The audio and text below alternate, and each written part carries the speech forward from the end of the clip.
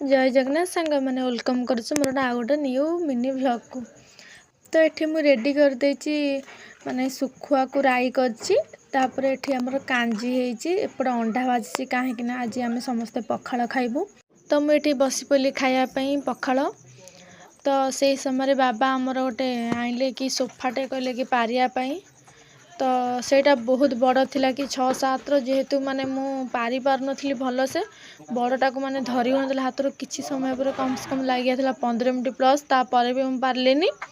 तापर किछि समय पर बाबा आसले बाबा कहले कि तू माने जेहेतु मो द्वारा ए सब हेलानी तो सी आसिक निजे पारे देखुन तार फाइनल लुक। तापर एपटे देखुन आमर गोटे न्यू मेंबर्स आसछन्ती घर को तो तांकु देखा करके आसिक खाइली भात माछ तरकारी डाली। तो तापर पुणी आसले देखिया पई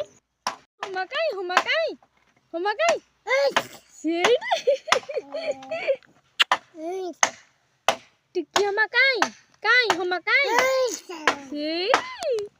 देखुन हेडी हमा हमा हमा काई से ये के दादू मा।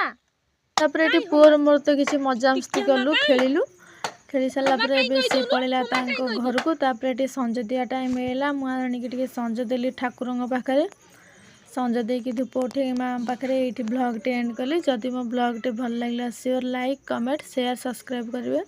रखुची जय जगन्नाथ।